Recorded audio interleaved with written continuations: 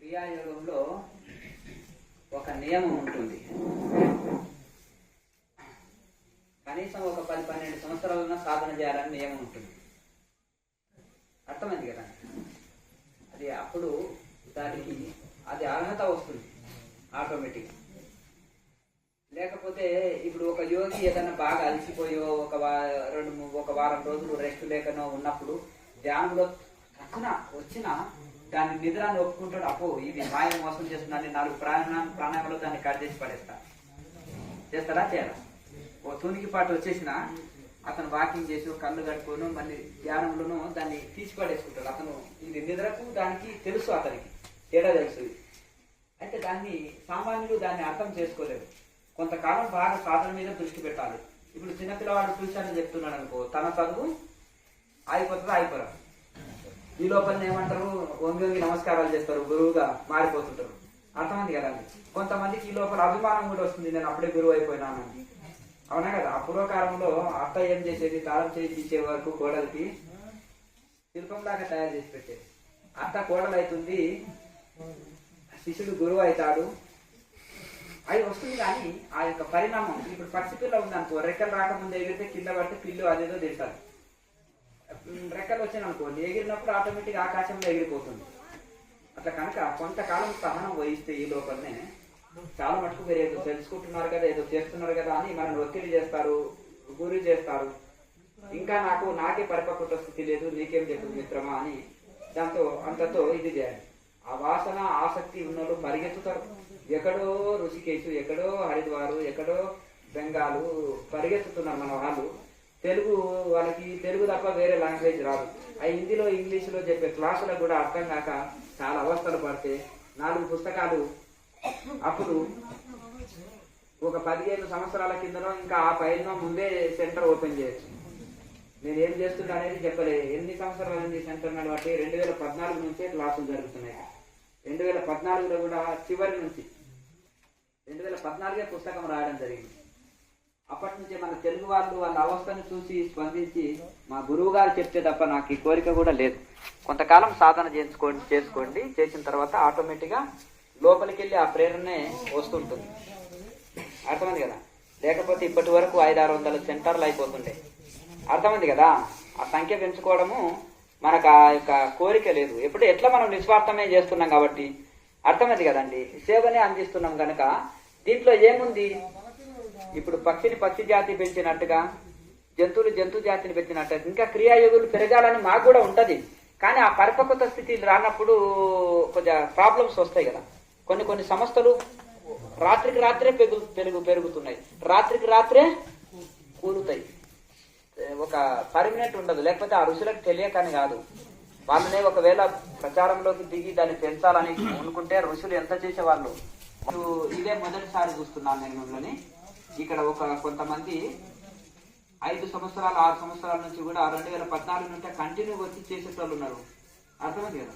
వాళ్ళు 5 గంటలు 6 గంటలు ధ్యానం చేసే వాళ్ళు కూడా ఉన్నారు. ఇంకా మాకు ఆ స్థాయి రాలే గురువు గారు అనేటోళ్ళు ఉన్నారు.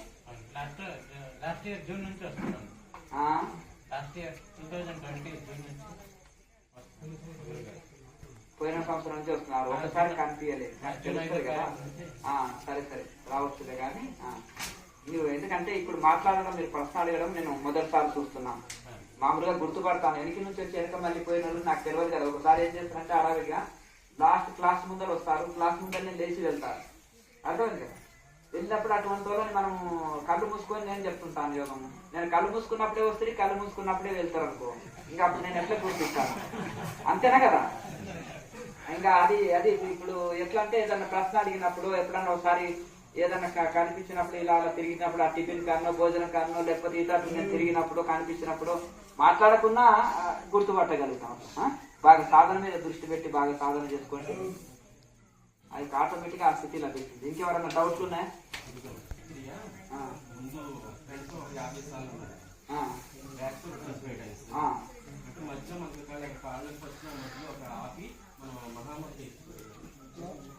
మహాముద్ర ఒక సెట్ వేసుకొని మళ్ళీ కంటిన్యూ మళ్ళీ నాభిక్రియ చేసుకోవచ్చు.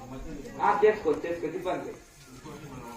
అంటే మళ్ళీ అందులో కూడా ప్రాణాయామనే సాగుతుంది కదా. మహాముద్రలో వేసినా మళ్ళీ ప్రాణాయామనే సాగుతుంది. ఆ మహాముద్ర ఒక సెట్ 2 సెట్లు 3 సెట్లు వేసినాక మళ్ళీ తిరిగి మీరు ఈ యొక్క ఇది కంటిన్యూగా అక్కడి నుంచి సాధన చేసుకోవచ్చు.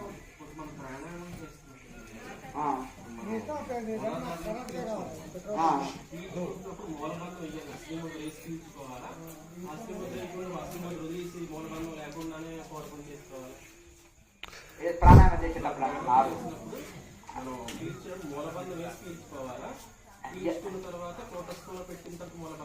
టోటల్ గా సాధన మొత్తం కూడా మూలబంధనం వేస్తే అద్భుతం కదా. అది చాలా అద్భుతంగా ఉంటుంది. ఇక అశ్విని ముద్రతోటి కూడా చేసుకోవచ్చు అనుకో దాన్ని, అది కూడా చేయొచ్చు.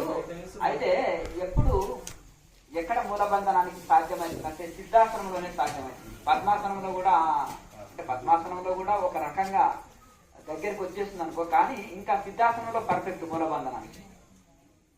మహాబంధన క్రియ కానీ ఈ యొక్క ఇంట్లో దీనికి మూలబంధనం వేయాలంటే సిద్ధాసనమే కరెక్ట్. కానీ ఇంకే ఆసనంలో కూర్చున్న అశ్విని ముద్ర ద్వారా చేయొచ్చు. ఇబ్బంది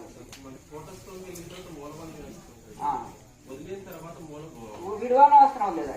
అది ఎప్పుడు అలా లాగే ఉంటుంది. అంతే అలాగా తీసుకునేటప్పుడు కొంచెం ఫోర్స్ గా అశ్విని లాగుతాము. తర్వాత మామూలుగా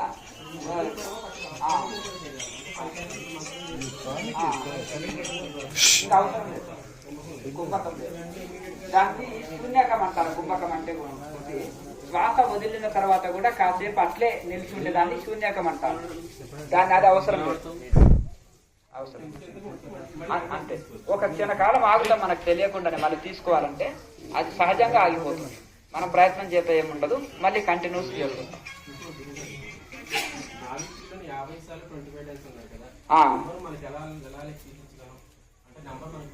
అంటే ఇప్పుడు మీరు ఉదయం గంట సాయంత్రం గంట అని కొత్త వాళ్ళు చేస్తుంటారు.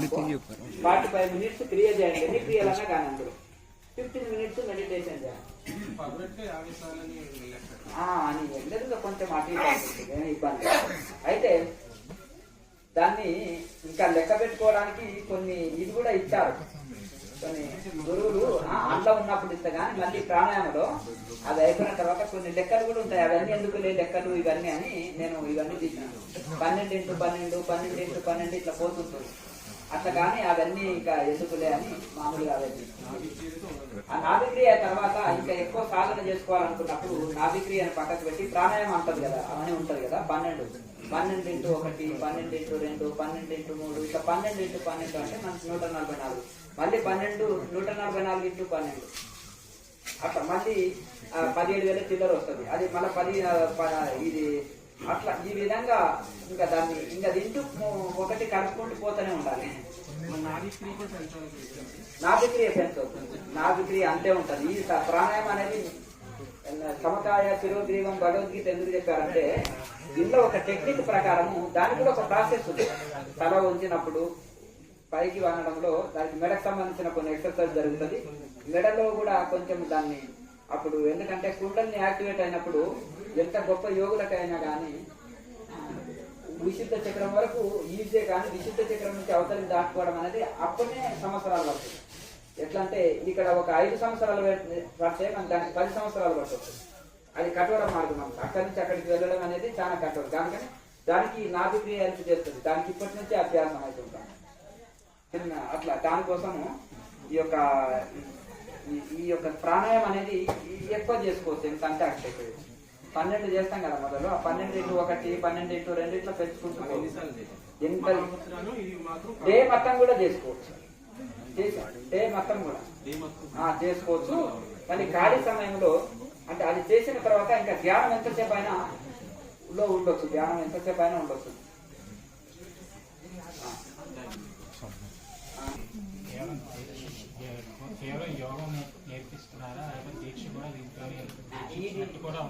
ది అంటే ఇవ్వడం, అర్థమైంది కదా. ది అంటే ఇవ్వడం అంటారు. దీక్ష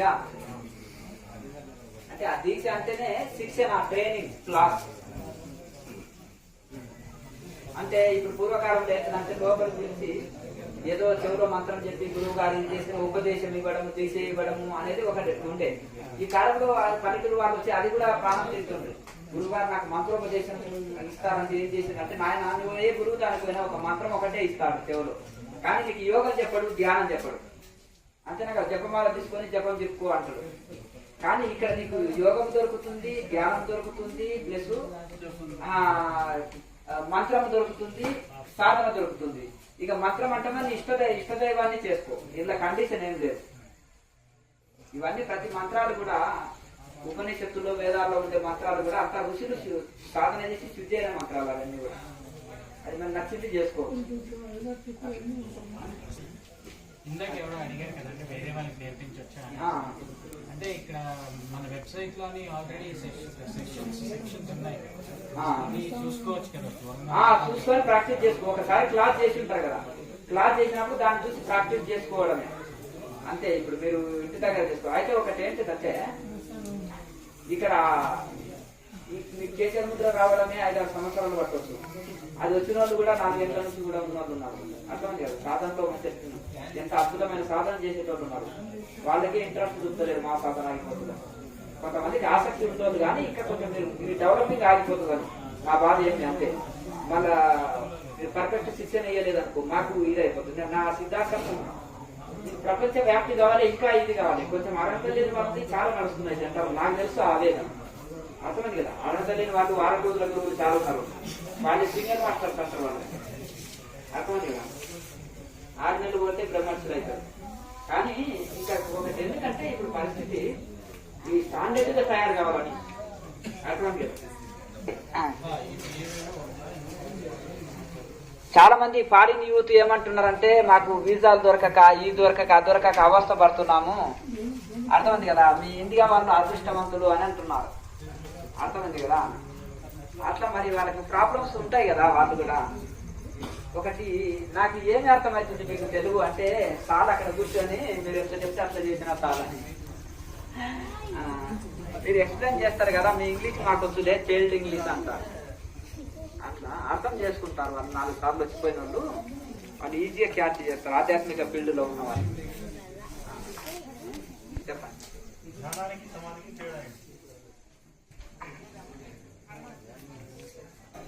ధ్యానంలో ధ్యాత, ధ్యాన, ధ్యేయం అని 3 ఉంటాయి. ధ్యాత అంటే ధ్యానం చేయవారు, ధ్యానం అంటే సాధన, ధ్యేయం అంటే ఆత్మ పరమాత్మ కోసం మనము సాధన చేస్తున్నాం. అయితే ఒక లక్ష్యం కోసము, యొక్క పరమాత్మని ఆత్మ ప్రాప్తి కోసము కొంతమంది ఇష్టదైవాన్ని ధ్యానం చేస్తారు, కొంతమంది ఆత్మ ధ్యానం చేస్తారు, కొంతమంది నేను పరమాత్మ స్వరూపాన్ని అనే ధ్యానం చేస్తారు. ఇట్లా ధ్యానము చేస్తుంటారు కదా. ఆ ధ్యానం అనేదేమో సాధన స్థితి, సమాధి అనేదేమో సాధనని రీచ్ అయిన స్థితి. అంటే ఇంకా అది అందుకున్నాం, అది పొందిన స్థితి, ఇంకా అది ఎండ్ అయిన స్థితి. పిహెచ్డి ఇప్పుడు సాధనకు మనం ఎగ్జామ్స్ కు పోయే స్థితి ఒకటి. ఎగ్జామ్స్ రాసిన తర్వాత పిహెచ్డి పట్టా పట్టుకొని వచ్చింది సమాధి స్థితి. అంతేనా, అది పట్టుకున్నాక ఉద్యోగం వచ్చిన స్థితి సమాధి స్థితి. కనుక ఈ విధంగా ధ్యానము పరిపక్వత స్థితి అయితేనే అదే సమాధిగా మారుతుంది. ఇక స్వస్వరూపంలో మారిపోతాము. అక్కడ ఇంకా ఏమి లేదు, ఇంకా పరమాత్మ స్వరూపం అయ్యే మిగులుతాము. ఇప్పుడు నది పరిగెత్తుతుంది, ఎక్కడ సముద్రంలో కలవాలని. ఆ పరిగెత్తే స్థితిని ఏమంటారంటే, ఇక దగ్గరలో ఉంది సముద్రానికి, దాని స్థితిని ధ్యాన స్థితి అంటారు. ఇంకా దగ్గరలో ఉంటే దాన్ని సవికల్ప సమాధి అంటారు. అందులో లయం అయిపోతే సముద్రంలో పోయి నది కలిసింది అనుకో, దాన్ని సమాధి స్థితి అంటారు. ఇప్పుడు సముద్రంగా మారిపోతుంది. ఇప్పుడు గంగా, యమున, సరస్వతి అని పిలువబడదు. నామ రూపం గుణం కోల్పోతుంది. నది తన రూపాన్ని కోల్పోకపోతే సముద్రంగా మారుతుందా? జీవుడు తన స్వరూపాన్ని కోల్పోకపోతే పరమాత్మ స్వరూపంగా మారగలుగుతాడా? మారలేదు. కనుక నువ్వు అన్ని చదివిన శాస్త్రాలు కూడా మర్చిపోవాలి నాయన అంటాడు. సమాధిలో అన్ని మర్చిపోవాలి. ఇంకా అవన్నీ గుర్తు పెట్టుకుంటే కుదరదు కదా. అది అందులో లయం అయిపోయినప్పుడు ఇంకేం మిగలదు. ఇక రెండోది మిగలదు. కూర్చో.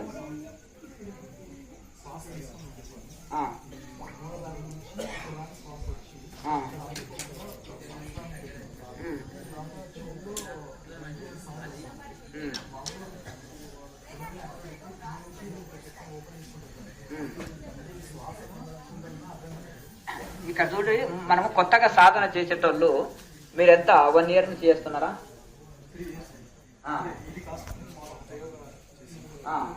ప్రాణాయామం చేస్తున్నారా? అయితే అది మన యొక్క మ్యాక్సిమం చాలా మట్టుకు ఏముందంటే వాళ్ళకి అలా భావన కలుగుతుంది, కానీ ఆ స్థితి కాదనమాట. అది చాలా కఠోర సాధన, చాలా ఎక్కువ కాలం చేయవలసి వస్తుంది. అర్థమైంది కదా? చాలా మంది అనొచ్చులే 6 నెలల్లో 3 నెలల్లో జస్ట్ ఏముందండి నేను 1 నెలలో అయిపోయింది, నాకు మొత్తం ఓపెన్ అయిపోయినాయి, హాస్టల్ ట్రావెలింగ్ చేస్తాను చూసిన మొత్తం ఇది అంటే అని ఇది అనొచ్చు. ఆ పద్ధతి వేరే, అర్థమైంది.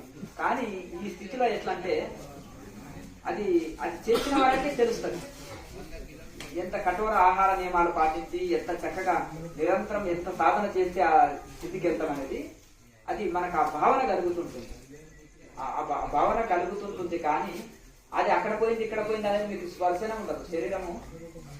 శరీరము స్పర్శరహితంగా అవుతుంటుంది, దాని క్రియ అది జరుగుతుంటుంది. కానీ ఎక్కడ పోయింది కూడా మీకు అది అంత ఇది లేదు. శ్వాస రూపంలో అనిపించదు. శ్వాస రూపంలో అనిపించేదేమో మనోభావన. అది ఊరికి జస్ట్ శ్వాసని లాంగ్ బ్రీతింగ్ చేసే ప్రతి ఒక్కరికి 1 నెల లోపల 2 నెలల లోపల కూడా కదలికలు వస్తాయి. లాంగ్ బ్రీత్ చేసే వాళ్ళకి మంచి చక్కగా బ్రీతింగ్ ని టెక్నిక్ ను వినియోగిస్తే జస్ట్ 1 month లో కూడా అది అనిపిస్తుంది. కానీ దాన్ని మనం కుండల్ని యాక్టివేట్ చక్రాలు ఇదో లేకపోతే ఇంకా డైరెక్ట్ అక్కడికి వెళ్ళిపోయింది అనేది కాదు. అక్కడికి వెళ్ళినప్పుడు ఇంకా మీరు కర్రలాగా పిలుచుకొని పోయి వారం కూడా అట్లే కూర్చుంటారు విగ్రహంలా. ఆ శ్వాస అట్లా ఆ ఫీలింగ్ కలుగుతుంది.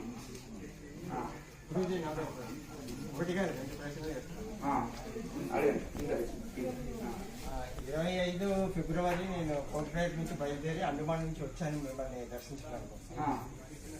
చాలా కష్టాలు పడ్డాము, బస్సులు లేక నానా బాధలు అయిపోయాయి. మొన్న నాకు కల్వకుట్లో నైట్ హాల్ట్ చేసి మళ్ళీ తెల్లవారు పరిగెత్తుకుంటూ వచ్చేసాను. మొత్తం పైన చేరాం. అది దైవం తాలూకా సంకల్పం, మీ తాలూకా సంకల్పం.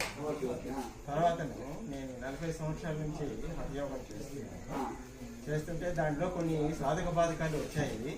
దాంతో ప్రాణాయామం మహాప్రాణాయామం విపరీతంగా విజృంభించి ఊరక రేచక కుంభకాలతోటే నేను ప్రారంభించాను. ఆసన ప్రాణాయామాలు అవన్నీ చేస్తూ వస్తూనే ఉంటాను.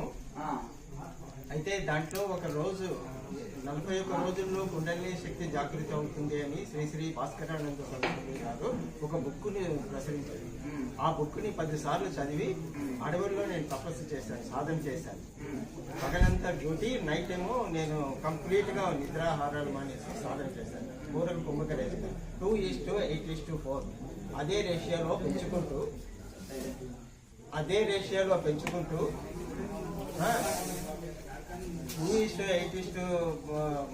రేషియోలో పెంచుకుంటూ పూరక కుంభక రేషియో చేస్తూ 300 మాత్రలు చేసి కుంభకం చేసేసరికి శరీరం గాలిలో ఎందుకు తేలిపోతుంది? అది తేలిపోయిన తర్వాత ఈ చక్రాలని దాటి 2 చక్రాలని దాటి మణిపూర చక్రం దగ్గరికి వచ్చేసరికి 25,000 to 1,000 వోల్టేజ్ కరెంట్ షాక్ కొట్టి కిందకి పడిపోయి చిన్నపిల్లవాడు ఏడుస్తున్నట్టుగా ఏడుపుతో తెల్లబడిపోయింది. అది 2 సార్లు జరిగింది ఆ స్థితి. అది ఆ స్థితి ఏమైనా మన ఈ క్రియాయోగంలో సంభవిస్తుందా పొరపాటున అని నాకు భయం వేస్తుంది. హఠయోగలో మామూలుగా హఠయోగ నేర్పించేది ఎక్కువ ఆసనాలు ఎక్కువ నేర్పిస్తారు. ప్రాణాయామాలు కూడా ఏదో 2 నిమిషాలది 1 నిమిషం ప్రాణాయామాలు అని చేస్తారు. కపాలభాతి, భస్త్రిక, అనులోమ విలోమ ఇది 1 నిమిషం చాలని చెప్పేస్తారు. ఇక తర్వాత ఆసనాలు వేస్తే శరీరం స్వస్థంగా ఉందా, తేలిక ఉందా అయిపోయి మళ్ళీ 2వ రోజు యోగకు పోతే మళ్ళీ ఒళ్ళు బద్ధకం. అట్లా ఈ విధంగా నేర్పిస్తారు తప్ప. అయితే కొంతమంది జీవ బ్రహ్మైక రాజయోగం అని కానీ ఇంకా కొన్ని గ్రంథాల రూపంలో వాళ్ళు స్వయంగా సాధన చేసుకోవడానికి కొన్ని రాశారు. ఇట్లా కొంచెం ప్రాణాయామాన్ని ఎక్కువ చేయాలని, కానీ రహస్యంగా గురు శిష్యులకు అందిస్తూ వచ్చారు తప్ప ఈ గ్రౌండ్లలో నేర్పుతూ రాలేదు అనమాట. అది ఎవరన్నా కొంచెం జిజ్ఞాస ఉన్న వాళ్ళకు చేస్తూ ఉంటే, వాళ్ళు సరిగా గురువు లేకుండా చేస్తే ఏదో ఒకటి ఇటువంటిది ఏదైనా కొంచెం ఈజీ అయ్యే వరకు భయపడి సాధన ఆపిన వాళ్ళే 90% ఉంటారు. మళ్ళీ దాంట్లో వచ్చి భయపడకుండా ధైర్యంగా ఇచ్చి ఇట్లా ముందుకు వెళ్ళండి అని చెప్పించిన వాళ్ళు చాలా తక్కువగా ఇది ఉంటారు. లైటింగ్ పెట్టుకో. అయితే ఈ విధంగా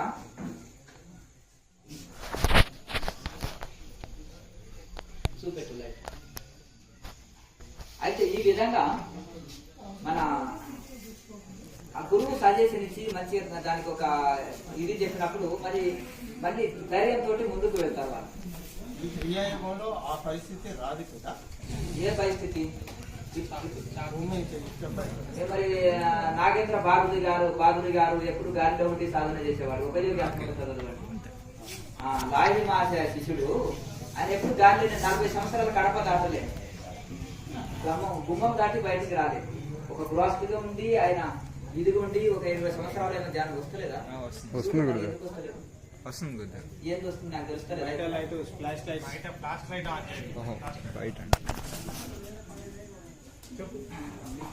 పడుకోవడం అవుతుంది, అక్కడ ఉండిపోతే పర్వాలేదు. అయితే ఇక్కడ రామగోపాల్ మంజుదార్ గారు ఈ క్రియాయోగ ద్వారా అన్నం నీళ్లు లేకుండా అంటే మన నిద్రని జయించి ఉన్నారు. అలాగే గిరిబాల అనే యోగిని, ఆమె బాగా తిరిగిపోతూ అని వాళ్ళ అత్తగారు ఊరికే చివాట్లు పెట్టేది. ఆమె ఇంకా నేను చావనన్నా చస్తాను తిననైతే తినని ఒక గురువు దగ్గరికి వెళ్ళి క్రియాయోగం దీక్ష తీసుకొని కేచర ముద్రని అభ్యాసం చేసి కేచర ముద్ర స్థితింపజేసుకొని ఆమె 12వ ఏట నుంచి అప్పుడు 8 ఏళ్లకే పెళ్లి చేశారు. ఇంకా అత్తతో పోరేయగలేక ఆమె అంటే 10 ఏళ్లను 11 సంవత్సరాలలో చేశారు. 6 నెలల లోపలనే అత్తకు కోడలికి ఇక మా అత్త ఇప్పుడు తల్లి అంటే ఓడ్చుకుంటారు, కానీ ఈ యొక్క వీళ్ళు అంటే ఓడ్చుకోరు కదా. ఇది అంటే ఇక అత్త మీద అయితే కోపం ఉంటది. ఇక మా అత్త నాతో ఇట్లా అంటదా, ఒకసారి మెచ్చుకోదు, ఒకసారి నన్ను పొగడదు, పైగా నన్ను ఇది అంటుందా, నేను ఎలాగైనా సరే నేను మొత్తం అని ఏదో ఒక క్రియాయోగ గురువు దగ్గరికి పోయింది, శబ్దం పట్టింది. నా శబ్దం నెరవేర్చుకుంటా అంటే నీకు శాంతులు చేస్తాను తల్లి అని పూజారి అన్నారు. నీ శాంతులకు నమో నమ స్వామి, ఇంకెవరైనా ఉంటే చూడండి అని పూజారిని చెప్పింది. ఈ పూజలకు పోయేది శాంతిలో అయ్యేది కాదు, నా ఆకలి పోవడము యోగం ద్వారా సాధ్యమవుతుందని కొందరి ద్వారా తెలుసుకున్నది. దానికి సంబంధించిన యోగం గురువుల దగ్గరికి పోయింది. చక్కగా ఆ రోజు నుంచి ఇంకా ఆమె కఠోర ఇది నిరంతరం చేస్తుండాలి. అంటే ఆమె లేస్తున్నా కూర్చున్నా పడుకున్నా ఎల్లవేళలా ఆ సాధన చేసింది. ఆ స్థితి ఆమెకు సెట్ అయిపోయింది. అట్లా మరి ఇంట్లో విచిత్రమైన ఆ టైగర్ స్వామిని పులిని ఆపేటాయని కూడా ఆయన క్రియాయోగి. ఒక చేతులలో గంధం బాబా అంటే చేతులలో కూడా సువాసన, చేతుని ఇట్లా తాగుతాడు పరమాత్మ యోగానందం ముకుందుడిది. చేతి తాగితే అంటే పువ్వు లేని అంటే మామూలు పూలలో సుగంధాలు తెప్పిస్తాడు అన్ని పూలలో. ఈయన నాకేమన్నా ఇది చేస్తున్నాడా అని చేతిని ఇలా రుద్దినప్పుడు పోతే ఇంటికి వెళ్తే ఈయన చేతిలో కూడా మల్లెపూల వాసన వస్తుంది. ఈయన చేతిలో కూడా ఆ పూలు లేని వాసన, చెట్టు అది వాసన లేని పూలకు కూడా అన్ని వాసన వచ్చేసింది. అంటే ఆయన క్రియాయోగి, హిమాలయంలో తపస్సు చేశాడు. ఇట్లా విచిత్రమైన వాళ్ళు ఎంతమంది ఉన్నారు ఉపయోగి ఆత్మకథలో. గాలి లేచి సాధువు, నిద్రపోని సాధువు, వాళ్ళు 2-3 శరీరాలు సాధువు, ఈయన ప్రణవానంద స్వామి. ఒకేసారిగా ఋషికేశులో గురు పౌర్ణమి రోజు, కలకత్తాలో, కాశీలో, ఈ 3 చోట్లలో ఒకేసారి ప్రణవానంద స్వామి అక్కడ పోయి గురు పూజలో ఉపన్యాసం ఇచ్చారు. ఒకేసారి మా దగ్గరికి వచ్చారు గురువు గారు, మా దగ్గరికి వచ్చారని ఇది చేశారు. ఒకరొకరు చెప్పుకున్నారు ఆ రోజు. లేదండి గురువు అంతటా ఉన్నది నిజమే వాస్తవం అని చెప్పుకున్నారు. ఎందుకంటే అది మరి ఎట్లా సాధ్యమైంది అంటే ప్రాణాయామ దాన్ని నిరంతరము చేయాలి, నిరంతరం చేయాలి. రోజుకు కనీసము 5 గంటలు 6 గంటలు ప్రాణాయామం చేసి మళ్ళీ 5-6 గంటలన్నా ధ్యానం చేసేటోళ్ళకి ఇది సాధ్యమైంది. అట్లా అది అంటే తొందరగానే రీచ్ అయిపోతారు ఇంకా ఆ స్థితికి. 6 సంవత్సరాలు ప్రాణాయామం చేస్తూ హఠయోగంలోనైనా కరెంటు షాక్ కొట్టినట్టు లేవకుండా పట్టవచ్చు. జీవితంలో పతనమైన వాళ్ళు 50% ఉన్నారు హఠయోగంలో, 50% ఉన్నారు. క్రియాయోగంలో ఒకరి సైడ్ ఎఫెక్ట్ వచ్చింది అనే వాళ్ళని నాకు చూపెట్టండి. ఇది ప్రాక్టికల్ సైన్స్. గృహస్థులు చేయొచ్చు, గృహస్థాశ్రమంలో ఉండి చేయొచ్చు, వృద్ధులు చేయొచ్చు, పిల్లలు చేయొచ్చు, అందరు చేయొచ్చు. సైడ్ ఎఫెక్ట్ లేకుండా అన్ని ముద్రలకు వెళ్ళి సారాన్ని తీసి మనకు గురువులు అందించారు. ఎందుకు ఇది అపాయం లేని మార్గం అని ఇది ఎంచుకున్నది. హఠయోగం సెంటర్ అని పెట్టి నడపలేక కాదు. అర్థమైంది కదా. అది అపాయంతో కూడుకున్నది. వీళ్ళు ఆహార నియమాలు పాటించరు, ఆ కఠోర పద్ధతులు చేయరు, యోగం పోయి రోగం వస్తుంది. అది కనుక ఈ యొక్క క్రియాయోగము చెడని మార్గము గృహస్థ గురువులు అంతా ఈ క్రియాయోగంలో ఉండే గురువులంతా కూడా ఎక్కువ మ్యాక్సిమం అంటే గృహస్థులు ఎక్కువ ఉన్నారు. మరి వాళ్ళంతా కూడా లాయర్ మహాశయ శిష్యులే. వాళ్ళంతా ఉపయోగి ఆత్మకత్వలోని గురువులంతా కూడా వాళ్ళంతా డైరెక్ట్ శిష్యులు లాయర్ మహాశయ. వాళ్ళందరినీ పరమహంస యోగానంద గారు కలిసి పోయి వాళ్ళతోటి మాట్లాడి అవన్నీ చూసి ఆకర్షితుడై ఇంట్లోకి వచ్చేస్తారు. మరి విఘ్నేశ్వరగిరి మహారాజు కూడా ఆయన చనిపోయిన తర్వాత కూడా గురువు శిష్యుడికి వచ్చేసి సంభాషణ చేసేవాడు. దేహం వదిలిన తర్వాత కూడా లాయర్ మహాశయ దేహం వదిలిన 4వ రోజు కూడా వస్తాడు, వచ్చి అందరికి దర్శనం ఇస్తాడు. నేను అది నా శరీరాన్ని ఏకంగా కాల్చి వేశాను, ఆయన మురుకు తెలియక సమాధి చేయండి అంటే అర్థమైంది కదా. ఎట్లుంటుంది, ఈయన ఏదేదో మాట్లాడుతుంది మన బ్రాహ్మణుల్లో కాస్తారం చేయాలి అని వాళ్ళ ఆవిడ సరిగా ఇని అన్నట్టు రెగ్యులేట్ చేసింది. తర్వాత ఏం చేశారు, కాస్తారం చేశారు. ఆయన ఏం చేసిండు, సమాధి చేయమన్నాడు. యోగులని కాస్తారం చేయదు, సమాధిలో ఉంటారు కనుక చాలా కాలం ఉంటారు. వాళ్ళు ఏం చేశారు, ఇది చేశారు. సరే పోనీ అది జరిగినా కానీ 3వ రోజు మళ్ళీ శరీరంతో ఖాళీ ఎముకలు అయిపోయింది, ఒకరే మిగిలి. అయినా మళ్ళీ ఆ శరీరంతో మళ్ళీ వచ్చేస్తారు. చెప్పండి. సమాజ స్థితికి పోయేటప్పుడు సమాజ స్థితిలో ఇంకా శరీరాన్ని తత్వాన్ని శరీరం నేనెవరు, నా పేరేంటి, నేను ఎక్కడున్నాను, ఏమి అదంతా ఏమీ జ్ఞాపకం లేదు. అప్పుడు ఎన్నెన్నో లోకాల్లో వెళ్ళి ప్రయాణం చేసి వస్తున్నాం. అప్పుడు మనం యాక్చువల్గా మన బాడీ ఇక్కడే ఉంటుంది, ఆత్మ వెళ్ళి దర్శనం చేస్తుందా, లోపల మన శరీరం లోపల ఇవన్నీ కనిపిస్తుంటాయా? మనసు ప్రయాణం మాక్సిమం మనసు ప్రయాణమే ఉంటుంది 90% వ్యక్తులకి. అర్థమైంది కదా. ఆ నిర్వికల్ప సమాధి స్థితి అందుకున్న ఒక ఋషులే ఆత్మ ప్రయాణం చేయగలుగుతారు, మిగతా వాళ్ళకి అది అసాధ్యం. నిర్వికల్ప సమాధి తర్వాత వచ్చే స్థితులే స్థిరంగా నిలుస్తాయి. ఈ లోపల వచ్చే స్థితులు వారం రోజులు, నెల రోజులు మధ్య పెట్టి భ్రమ పెట్టి పతనం చేసి దాటుకుంటాయి. అంతేనా కదా. చాలా నుంచి పతనం చేసి దాటుకుంటాయి, ఉట్టిగా కూడా కాదు. అట్లాగే ఇంకొకటి అది స్థిరమైన ఇది ఉంటుంది. ఇంకొకటి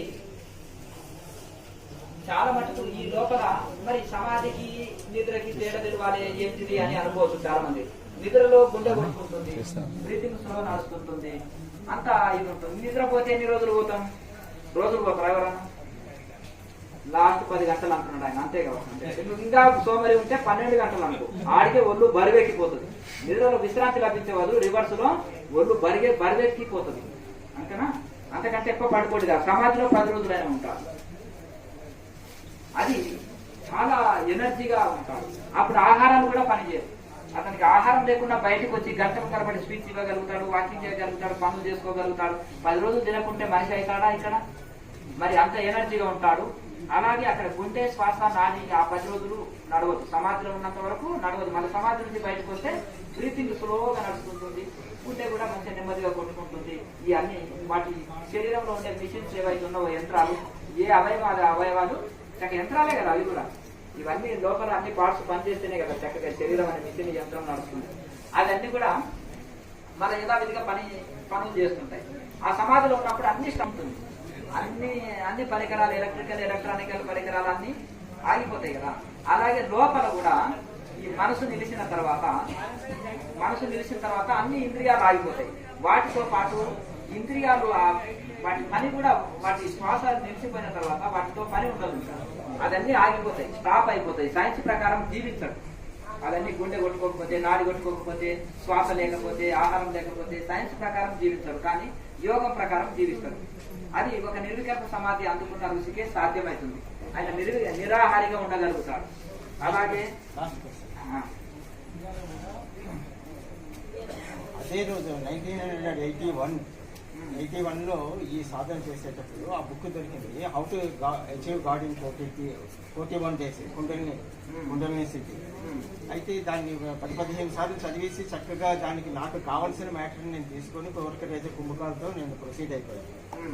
3 years నుంచి నేను ఈ కోరిక కుంభకరేజగా ప్రాణాయామాలు బాగా ప్రాక్టీస్ చేశాను. అయితే 41 డేలో హౌ టు అచీవ్ గాడ్ అంటే అది క్యాలెండర్ బయట పెట్టి అడవిలో ఒక చిన్న కుటీరం ఒకటి, పర్ణశాల ఒకటి నిర్మించి శిఖారణ్యాల్లో రాత్రులు పోయి దాంట్లో నైట్ సాధన చేసేవాళ్ళు. అయితే 20 days అయిపోయింది ఆ రోజుకి. ఆ రోజు అది ఎందుకో ఒక చైతన్యం కలిగింది. ఇంకా ఉన్నది 20 days 21 days మహా అయితే.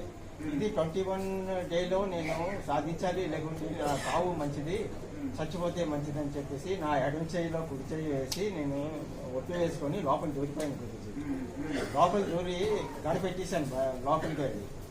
ఇంకా నేను చస్తే ఇందులో చస్తాను, లేకుంటే ఆ దైవ సాక్షాత్కారం కావాలి, లేక ఆత్మ సాక్షాత్కారం కావాలి, ఏదో ఒక నిదర్శనం నాకు కావాలి, లేకుంటే నేను బయటికి రాను, నేను కుంభకం చేసి నా ప్రాణత్యాగం చేస్తానని చెప్పేసి డిసైడ్ చేసి లోపలికి వెళ్ళాను.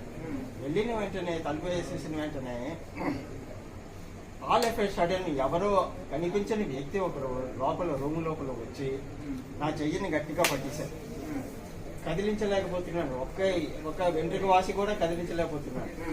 15 నిమిషాలు దెబ్బలాడి నా శరీరం చెమటలు కారిపోయి నా శక్తి సన్నగిల్లిపోయి నేను మొత్తం నిస్సహాయుడైపోయాను. అప్పుడు నాకు కోపం వచ్చి ఆ కౌన్ హై అని అడిగాను. 3 times అడిగాను అండ్ రిప్లై ఇవ్వలేదు. లాస్ట్కి నేను అడిగాను కిస్లియే పకడా అని అడిగాను. కిస్లియే పకడా అంటే బేటా తుమారా ఆసన్ కా నీచే తో సాంఖాయి నికాలో అని 2 సార్లు చెప్పారు. చెప్పిన తర్వాత చెప్పాను 6 సంవత్సరాల నుంచి నేను ఇక్కడ సాధన చేస్తున్నాను, ఈ సాధన దీంట్లో పాములు ఎందుకు ఉంటాయని నేను గట్టిగా అడిగాను. అయినా ఏం చెప్పడం లేదు, వదలడం లేదు, నన్ను అలౌ చేయటం లేదు కూర్చోడానికి. సరే అని చెప్పేసి ఒక చెయ్యిని అలాగా పెట్టి అరెస్ట్లో ఉండిపోయింది. ఇంకో చెయ్యితో లేడీ చర్మం పెద్దది ఒక 4.5 feet లేడీ చర్మం, దానికి పైన వస్త్రం, ఆ వస్త్రాన్ని తీసి చూశాను. ఇంకా లేడీ చర్మాన్ని తీశాను. కింద దర్భగడ్డి 4 ఇంచులు ఉంది. అది తీసేసరికి 2 పాములు కనిపించాయి. ఆ 2 పాములు కనిపిస్తే ఈయన చెయ్యి విడిచిపెట్టేశారు ఈ అదృశ్య వ్యక్తి. అయితే నాకు డౌట్ వచ్చింది, స్వామీజీ మరి మీరు నాకు ఇంత హెల్ప్ చేశారు, పాములు ఉన్నాయని చెప్పారు, బాగానే ఉంది, ఇప్పుడు వీటిని ఏం చెయ్యాలి, మీరు ఎవరో నాకు కనిపించడం లేదు, నాకు ఏదో సమాధానం ఇవ్వాలి. మారడాలో అని చెప్పేసి అన్నారు. మారడాలో అంటే మరి చంపాలి, పూజా మందిరంలో నేను పత్రులు కట్టారో లేవు నాకు. అప్పుడు సడన్ గా ఒక మూలలో ఒక కర్ర ప్రత్యక్షం అయింది. ఆ కర్రని తీసి చంపకూడదు, చేపల మాంసమే తిన్నాను నేను, దోమలకు కూడా చంపడం లేదు, శివునికి చంపడం లేదు. అలాంటి పరిస్థితుల్లో వాటిని ఎలా చంపుతానని చెప్పేసి ఆలోచిస్తూ ఆ కర్రతో 2 తోకల పైన ఇలా చెయ్యి కర్ర పెట్టాను. అవి చచ్చిపోయాయి. అయితే నేను తలుపు తీయనని అనుకున్నాను, నాకు ఎవరు సాక్షాత్కరించలేదు, నాకు ఇది ఒక పెద్ద సమస్య అయిపోయింది. అప్పుడు కిటికీ తలుపులను, ఆ కిటికీ తలుపుని ఒట్టేసుకోలేదు. అందుకు ఆ కిటికీ తలుపు నుంచి ఆ పావుని తీసేసి జల్లేసి మళ్ళీ అవన్నీ ఆసనం అంతా సెట్ చేసేసి మళ్ళీ నేను సాధనలో దిగిపోయాను. సాధనలో దిగిపోతే ఒక 2:30 గంటలు అవుతుంది. ఈలో ఆంజనేయ స్వామి సాక్షాత్కరించి ఆయనేమో ఎదురుగా వచ్చి రామనామం జపం చేస్తున్నారు. అలాగా 5 నిమిషాలు 15 నిమిషాలు ఆయనతో చూస్తూ నాకు కోపం వచ్చింది. నీవు ఆల్రెడీ కుండలిని జాగృతి పురుషుడు, మా మాత్ర దైవ స్వరూపుడు, దైవ సంకల్పం ఉంటుంది. చూడండి, ఎవరి వాళ్ళ ద్వారా అనుభవించండి. దీని వల్ల మీరు ఏం సందేశం ఇస్తున్నారు అంటే ఎన్నో స్టోరీ ఉంటుంది, 10 పుస్తకాలు రావచ్చు, ఒక్కొక్కరు ఇద్దరి కట్టే కొట్టే తెచ్చే అనేది ఉంటారు. అర్థమైంది కదా? ఇవన్నీ ఇక్కడ చూడండి, కుండలి జాగరణ ఆయన వారికి పాము మెడ చూసుకున్నా ఏం కాదు. ఆ అదృశ్య వ్యక్తి కనతో అని చెప్పాడు. అది మీ మధ్య భ్రమలోకి వెళ్ళిపోయి నిద్రలోకి వెళ్ళిపోయిన వచ్చిన భ్రమ తప్ప అది కుండలి జాగరణ కాదు, ఏది కాదు. ఎందుకంటే ఒక్కొక్క యోగికి పాము దుట్టుకొని పోయినా కానీ శరీరంలో అవి ఏమి చేస్తాయి చెప్పండి? అహింస ప్రతిష్ఠితాయం ప్రణితో వైరాగ్యాగ. ఎవరైతే సంపూర్ణమైన వైరాగ్యము, ఎవరైతే సంపూర్ణమైన అహింస పాటిస్తారో వాళ్ళ పక్కన తేళ్లు పాములు పడుకుంటాయి. మేము అరణ్యాలు ఉన్నాం, పట్టణాల్లో కాదు మా జీవితంలో. అర్థమైంది? ఇప్పుడు చెప్తున్నా చూడండి, మొన్న శ్రీశైలం అడవిలో 4 రోజుల కింద. అర్థమైంది కదా? మీరు ఆసనం కూడా వేసుకోరు. నాకు విషపు చెట్టు తగిలింది, ఈ పేరు మీరు భరించలేరు. అర్థమైంది కదా? నాకు ఎంత నొప్పిందో తెలుసు, అయినా నేను ఈ ముద్రలు అన్ని వేస్తున్నానా వేస్తలేదా? అర్థమైంది కదా? అది ఎందుకంటే అది విషపు చెట్టు ఒకటి ముందు కొట్టింది ఇక్కడ నాకు. అక్కడ ఇప్పుడు ఏంటి సెట్ అయిపోయింది. ఒక 1 డేలోనే. మీకు అయితే 4 రోజులు కావాలి సెట్ కావాలంటే. సెట్ అయిపోతుంది, చక్కగా ఆసనంలో కూర్చొని చేస్తుండేనా. అయితే దాన్ని ఒకటి ఎందుకంటే చాలా అవన్నీ క్రూర మృగాలు ఉన్నాయి, అది వెళ్ళడానికి లేదు ఇప్పుడు ఆ పర్మిషన్. ఇంతవరకు గడ్డి ఉంది, మహా ఇది ఉంటుంది కదా, అందులో మన సంకల్పం తీసుకెళ్తుంది. అటువంటి ఒక క్రూరమృగం వచ్చినా తోక ముడుచుకొని పక్క నుంచి ఆత్మహత్య చేసుకుంటా అంటే ఒక అదృశ్యవాణి ఇంటికి పిచ్చి చేష్టం లేదు 3 సంవత్సరాలు తప్ప చేయాలి ఏదో వస్తే మళ్ళీ 3 సంవత్సరాల కఠోరం చేసి 12 సంవత్సరాల ఆయనకు పొందవలసింది పొందిండు. రమణ మహర్షి 17 సంవత్సరాలు, వివేకానంద స్వామి 6 సంవత్సరాలు, బుద్ధుడు 6 సంవత్సరాలు కఠోర తపస్సు వాళ్ళు గత జన్మ కారణ జన్మలు అయినప్పటికీ కూడా అంత కఠోర తపస్సు వాళ్ళు చేయవలసింది వచ్చింది. 24 గంటలు చేశారు. 24 గంటలు 24 అవర్స్ కూర్చున్నాడు వివేకానంద స్వామి. అట్లా కూర్చుంటేనే 6 ఇయర్స్ పట్టింది ఆయన. అంత గొప్ప గురువు దొరికి వాళ్ళ గురువు సజెషన్ లో ఉండి ఆయనకు ఆటోమేటిక్ గా ఆయన నెత్తిన చేతి పెట్టేసి శక్తిపాతం చేసినా కానీ వివేకానందకి అంత టైం పట్టింది. కనుక దాని ఒకటి ఎందుకంటే మనో కల్పితాలు ఉంటాయి, ఇది ఉంటుంది కనుక ఇవన్నీ రకరకాల నిధుల్లోకి దానినప్పుడు ఒకవేళ సడన్ ఇప్పుడు కళ ఎంతవరకు నిజము, మేలుకున్నంత వరకే నిజం. అర్థమని కదా, మేలుకున్న తర్వాత అంత అబద్ధం అవుతుంది. మనకు అప్పటి వరకు నిజం ఎవరు చెప్పినా నమ్మం, నిజమే అండి అంటారు. కనుక ఆ విధంగా అది కళకే వస్తుంది. మనం ఏదంటే ఒక పూట ఏదో సాధించాలని తపనతోటి వెళ్ళినప్పుడు ఆహారం ఇయ్యక నీరసం చెందినప్పుడు అది ఒక బాగా డల్ అయిపోయి వీక్నెస్ అయిపోయి బాడీ చక్కగా ఇట్లా నిద్రలకు మత్తులో చెల్లిపోయినప్పుడు ఆటోమేటిక్ ఆ భావనలు వస్తుంటాయి. అది ఒక నవరా స్టోరీ లాగా మనకు అనిపిస్తుంది. అదే ఇప్పుడు దాని మీద కర్ర దాన్ని ముట్టుకుంటే చనిపోవడం అంటే అది నీ దానికి వచ్చి చనిపోవలసిన అవసరం లేదు కదా, ఒక దెబ్బ కొట్టినా అది చనిపోతుంది. కనుక ఇంకోటి అది చంపవలసిన అవసరం లేదు, కర్ర కూడా యోగించే అవసరం లేదు. అర్థమైంది. సంకల్పం మాత్రం నీ స్థానం ఇది కాదంటే వెళ్ళిపోతుంది. అర్థమైంది కదా. అది అట్లా దాని గురించి అది ఉన్నా కానీ ఏం చేస్తుంది మన పక్కన పాతాశ్రంలో పడుతున్నట్టు ఇంతరావు చేయదు ఆ పక్కన వచ్చి పడుతుంది. ఆ పని చేసే వాళ్ళని ఇంకా వర్క్ నడుస్తుంది. కానీ వర్క్ నడిచినా ఇన్కంప్లీట్ అప్పుడే నేను అందులోనే ఉన్నాను. అది ఇంకా కంప్లీట్ సిమెంట్ అది చేస్తున్నారు. ఆ సర్వకు అడవికి అన్ని వచ్చి అక్కడ ఉంటుండే వాటి స్థానానికి మనం వచ్చినాం. ఆయన వాటిని పోవడానికి మనం ఎవరు, అది ఉండుకోనిలే, అది నా ఫ్రెండే లే అని చెప్పేవాడు. అది సంపాడి స్వామి లేనప్పుడు అని ఇంటుంటే నా జీవన పడ్డది, దాన్ని చంపాలనుకోలే వెళ్ళిపోతాను అంటే అని అన్నప్పుడు ఇంకా ఏమి ఇది చేయలేదు. 2 పాములు వస్తుంటే అది ఆ పక్కన పడుకుంటుంది. ఏం చేస్తే నేను చెప్పులు వేసుకోను, లైట్ కూడా వేసుకోను. స్వామి గారు మీకు ఇక్కడ లైట్ ఉండాలండి అని మా మనసు కానీ ఊరికే చెప్తున్నారు. అక్కడ మీరు లైట్ బయట లైట్ ఎందుకు వేసుకోవాలండి, బయట లైట్ ఏంటంటే లైట్లు ఉన్నాయి ఎందుకు వేసుకోవాలి మీరు, అతీకట్ల గడ్డి ఉంటుందంట అసలు లేకపోతే చాలా పాములు దేవుడు ఇక్కడికి మస్తు కనిపిస్తాయి. కానీ వచ్చిన వాళ్ళకి హాని చేసిన అహింస ప్రతిష్ఠిత ఎవరైతే సంపూర్ణమైన అహింసావ్రతం పాటిస్తారో దేవుడు పాములు ఇవి అవి విష జంతువులు ఏం చేస్తారు. దానికంటే డేంజరు మనుషులు విష జంతువులు. ఒక అవధూతని శ్మశానంలో ఉన్నాడు, కూర్చొని తపస్సు చేస్తుంటే అడవి జంతువులు రావాలి అంటే పులులు ఈ పక్కన పడుకుంటాయి, చిరుత పులులు ఈ పక్కన పడుకుంటాయి. 2 ఒకసారి కాదు, అది వచ్చినప్పుడు ఇది రాదు, ఇది వచ్చినప్పుడు అది రాదు. ఇంకా వేరే అడవి కుక్కలు ఉంటాయి, ఇంకా రకరకాలుగా జేతులు ఉంటాయి, తర్వాత ఎదుగు పంటలు ఉంటాయి. అదెంతో వచ్చి పండుకుంటాయి. అవి ఏం చేయను ఆయన వీడు ఒక జంతువు అనిపోతాయి. నేను దాన్ని చూస్తాను, అది నన్ను చూస్తాయి. అర్థమైంది కదా. ఇంకా ఎవరు పట్టించుకోము, హాయిగా ఏముంటుంది ఈ మాంసం ఉంటారు తెలుసుకోండి. వాడు మా భయం తాగుతాడు, ఇడికి వచ్చి మాంసం జంతువులు కోసి తింటాడు. ఇక్కడ వచ్చి శ్మశానంలో ఎంత మురుకులు ఆయన మంట పెట్టాడు కదా. పైన ఒక సమాధి కట్టిన తర్వాత దాని మీద మంట పెట్టాడు కదా, దాని మీద మంట పెడతారు, ఏదేదో చేస్తుంటారు. నాయన ఇక్కడ ఎందుకు నాయన ఇది చేసేదంటే ఒరా పిచ్చోడ ఊరుకో అని అంటారు. నన్ను ఏం చేస్తాను ఆయన. ఈ మానవ మృగాలకు వచ్చి అడవి మృగాలకు ఉంటున్నాయి, ఈ మానవ మృగాలు వెరీ డేంజరస్ అని చెప్తున్నాడు. ఒక అవధూత చెప్పిన మాటలు. 20 ఏళ్ల నుంచి సాధన చేయలే, 20 ఏళ్ల నుంచి బట్టలు మార్చని ఒక అవధూత శ్రీశైలంలో శ్మశానంలో ఉంటారు. వాళ్ళు ఎక్కడ స్వామి చెప్పండి, అడ్రస్ ఇప్పుడే రాసుకుంటారు. అర్థమైంది కదా.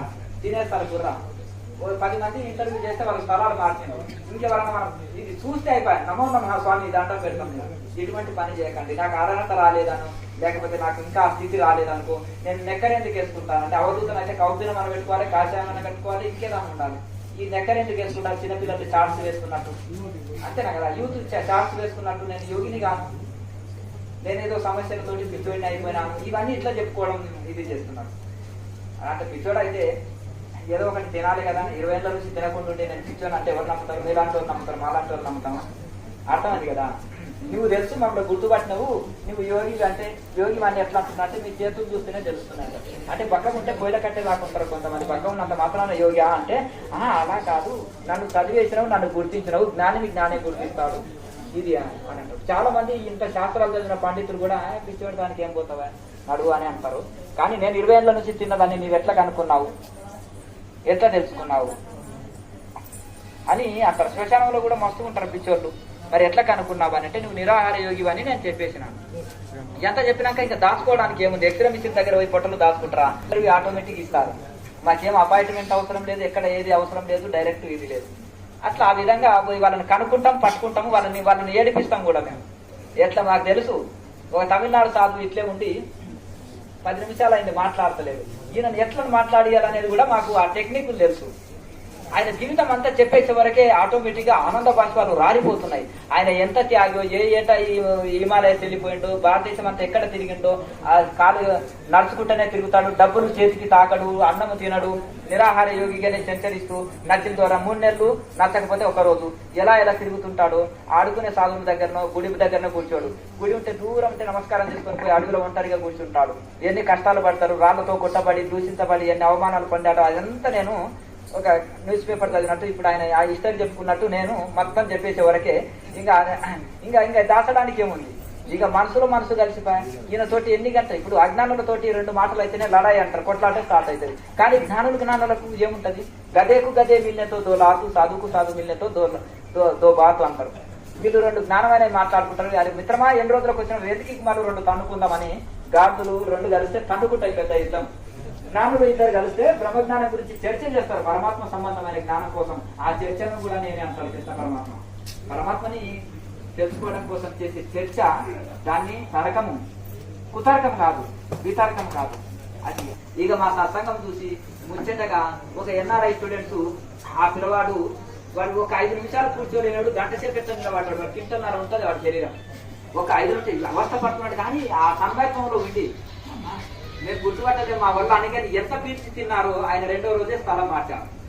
నేను ఆడికాడి చెప్పిన సజెషన్లు ఇచ్చిన, దూరం నుంచి నమస్కారం చేసుకొని వెళ్ళండి, ఇంకేది ఇది ఇవ్వాలన్నా ఇది చేయండి. అయితే నేను అనుకున్నాను, ఇప్పుడు నేను గుర్తించేటట్టు చేసినా కదా వాళ్ళని, ఇక ఇది చేసినాక వదులుతారా? అందులో మన ఛానల్ ని ఫాలో అయ్యే విద్యార్థులు వాళ్ళు లేకపోతే నిలవపోతుంది. ఏదో ఉంది అని పట్టించుకొని పిచ్చోడు, ఇద్దరు పిచ్చోడు అయితేనే అతనితోటి మాట్లాడతాడు, ఈ 2 పిచ్చోళ్ళు ఇద్దరు బాగా కలిసి దొంది అన్నట్టుగా వెళ్ళిపోవాలి. కానీ మన ఛానల్ ఫాలో అవుతున్నారు వాళ్ళు. అప్పుడు ఏం చేసేస్తున్నారు, చక్కగా కూర్చొని విన్న తర్వాత నేను ఆడికి చెప్పేసి వచ్చిన తర్వాత పోతే మళ్ళీ లేదు అట్లా. ఇది ఎందుకంటే ఆ విధంగా వాళ్ళని జ్ఞానే గుర్తిస్తారు అని తెలుస్తారు. అటువంటి వాళ్ళు కూడా పిచ్చోళ్ళలాగా మరుగుపరుచుకొని ఈ ప్రపంచంలో ఎందరో ఉన్నారు కనుక.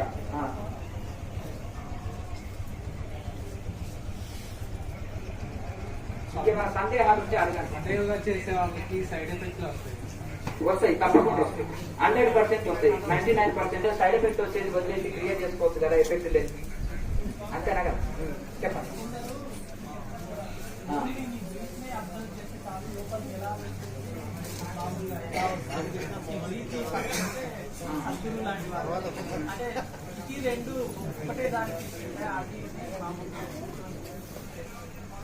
ఇట్లా ఒకటేమో మంచి 108 మూలికలు కలిపి మంచి శరీరానికి శక్తినిచ్చే ఎనర్జీ బూస్ట్ తయారు చేశారు. అర్థమైంది కదా? ఏదో తౌడుతోటి నీళ్ళలో కలిపి ఇచ్చారు. తౌడు అండి ఎనర్జీ, తౌడు ఎనర్జీ నేను కాదంటలేను. తౌడు 108 మూలికల్ని ఇది సమానమేనా, ఇది ఒకటేనా, అది ఒకటేనా అంటే ఎట్లా చెప్పండి? అవునండి కదండి. తౌడులో కూడా కొంత నూనె శాతం వస్తుంది, నేను కాదంటలేను. కానీ ఆ 108 మూలికలతోటి బ్రహ్మాండంగా 108 మూలికలు చేసి బ్రహ్మాండంగా ఎనర్జీది ఒక బూస్ట్ తయారు చేశారు వాళ్ళు, ఒరిజినల్ ఆయుర్వేదం. మరి ఇక దానికి దీనికి ఒకటేనా అంటే ఇంకా నేనేం చెప్పగలను, మీరే అర్థం చేసుకోండి. అర్థమైంది అనుకుంటాం, డైరెక్ట్ గా చెప్పకపోయినా అర్థమైంది అనుకుంటాం. అట్లా రకరకాలుగా ఉంటాయి. ధ్యానం చేసుకోండి, తప్పేం లేదు, కానీ నిద్రపోకండి అని చెప్తాం. ఏ ప్రాణాయామం చేయక రాదు, ఏ ఆసనాలు చేయలేవు, ధ్యానం చేసుకోండి. పుణ్యకార్యం అయ్యా, ధ్యానానికి మించింది లేదు. కానీ అందులో నిద్రపోకుండా చూసుకోండి. ఏ టెక్నిక్ అన్నా వాడండి, ఏ ఉపాయం అన్నా వాడండి. 5 స్టార్ హోటల్లో పోతాడు ఒక ఆయన, ఒకటే పూట భోజనానికి ₹1,00,000 ఖర్చు పెట్టేస్తాడు. రోడ్డు పక్కన పోతాడు. అర్థమైంది కదా? గవర్నమెంట్ పెట్టే ఫ్రీ భోజనం అని ఇస్కాన్ వాళ్ళు పెడుతున్నారు కదా, ఫ్రీ భోజనం అని ₹5 భోజనం తినేసి వస్తున్నాడు. ఈ ₹5 భోజనం ఆయనకి అప్పుడు కూడా ఒకప్పుడు మంచిగా పెడుతుంది. అక్కడ కూడా 2-3 రకాల కూరలు వేసి మంచిగా పెడుతుంది. లేకపోతే ఫ్రీ అన్నదాన సత్రంలో తినేసి వచ్చాడు. ఆకలి పోయిందా అని లేదు. ఈయన ఫ్రీగా తిన్నాడు, ఆయన ₹5 పెట్టాడు, ఆయన ₹1,00,000 పెట్టాడు. ఆకలి పోయిందా ఇంపార్టెంట్. ఇక్కడ మీరు సాధన చేస్తుంటే లోపల దాహం తీరిందా, తపన తీరిందా, మనసు ప్రసన్నంగా ఉందా, నాలుక రుచిని కోరతలేదా, కళ్ళు చెప్పినట్టు తింటున్నాయా, చెవులు చెప్పినట్టు తింటున్నాయా, నాలుక చెప్పినట్టు తింటుందా, లేకపోతే మనసుకు శాంతి కలిగిందా, కొంత చూసుకోవాలి. అంటే పూర్ణ శాంతి కాకుండా కొంత శాంతి కలిగిందా, ఇంకా సాధన చేయగా చేయగా చేయగా చేయగా పూర్ణ శాంతి కలుగుతుంది. అది ఒకటి చూసుకుంటే చాలు. ఇక ఇది గొప్ప అది గొప్ప, ఇది తక్కువ అది తక్కువ అనడానికి కాదు మనం వచ్చి మానవదేమో తీసుకొని వేస్ట్ చేసుకోవడానికి కాకుండా, మీకు ఫ్రీ టికెట్ ఒక ఆయన ఇచ్చాడు, మీకు తొందరగా కాశీ దర్శనం చేసుకోవాలని కోరిక ఉంది, ఫ్రీ టికెట్ దొరికింది, ఎందుకు ఆలస్యము, ఫ్లైట్ ఎక్కి పోవాలి అంతేనా కదండి. మరి ఎందుకంటే సైకిల్ మీద పోవచ్చా కాశీ అంటే, మరి ఇక తొక్కి పోతుంటే సైకిల్ మీద వెళ్ళొచ్చు, నడిచే వచ్చా అంటే 6 నెలలు నీకు టైం నాకు ఏం ఉద్యోగం లేదు, ఫ్యామిలీ లేదు, హాయిగా సరదాగా నడుచుకుంటూ పోతే అడవి చూసుకుంటూ పోతావు, అరణ్యాలు ఇవన్నీ చూసుకుంటే హాయిగా పోతావు అంతేనా కదా. మరి ఏం చేస్తావు చెప్పండి. హిమాలయస్ లేదు, ఆసనం పేరు చెప్తావు, సన్యాసం తీసుకో, సాధు స్త్రీల మతం అని ఉంటుంది. మళ్ళా మనవాళ్ళు జిల్లాలో గుర్తొస్తారా ఏంటి. సాధు స్త్రీలు అమ్మగారులే ఉంటారు, అందులో సాధువులు, ఇంకా మొగ్గులు ఎవరు ఉండరు. వాళ్ళు బాగా సాధన చేసుకుంటాండి, ఏ భయం అంతా పోతుంది. భయంతో ఉండలే కానీ వైరాగ్యంతో ఏమనుకుంటే అమ్మ, వైరాగ్యం ఏమో మనవాళ్ళ మీద పిల్లల మీద వైరాగ్యం వచ్చేసిందేమో, ఇంట్లో ఉండలేను నేను బయట అట్లా కూడా అంటారు కొంతమంది అమ్మగారు, అవునా కదా. మీరు సాధన చేసుకుంటే భయం పోతుంది. ఎందుకు భయం? సాధన చేసుకోండి, సాధన చేసుకుంటే బాగా మీరు ధ్యానం చేస్తలేరు కదా మీరు. కాదు, ఎన్ని రోజుల నుంచి చేస్తున్నారు ధ్యానం?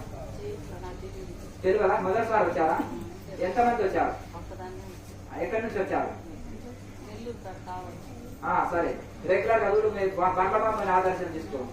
పోయినావా ఎప్పుడన్నా బండ్లమామనా ఎవరు అని పోలేదా? మరి బండ్లమామ చూడండి, ఇప్పుడు మీలాగానే ఉంటుంది, ఆమెనే వచ్చింది అని నేను అనుకుంటే అర్థమైంది కదా. ఆమె చూడు ప్రపంచంలో అందరినీ రక్షిస్తున్నది, అవునా కదా. సరే, మంచి సంతోషం, బాగా వచ్చినావు. రెగ్యులర్ గా బాగా సాధన చేసుకో. ఇంతవరకు సాధన పరిచయం లేదు కదా, ఇప్పుడు ఇప్పటి నుంచి సాధన చేసుకో, బాగా సాధన చేసుకో. గురు పరంపరని భగవంతుని ప్రార్థన చేసుకో, గురు పరంపరని బాబాజీ మహారాజుని ప్రార్థన చేసుకో.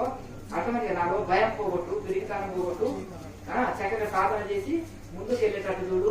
నాకు అన్నిటికంటే ముందు ఈ సంసార వ్యాపకాలు తొలగించు, వైరాగ్యం కలిగించు, అంతేనా కదా. సారం గురించి సంసారం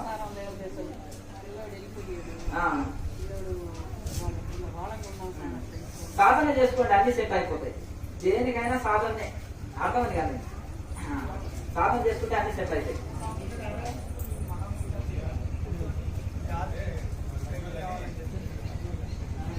సాధన చేయండి, సాధన నుంచి ఆశీర్వాదం లభిస్తుంది. రెగ్యులర్ గా చేయండి, చేయండి. సాధన ద్వారానే మీరు ఎంత ఎక్కువ సాధన చేస్తే అంత ఎక్కువ అనుగ్రహం లభిస్తుంది సాధన నుంచి.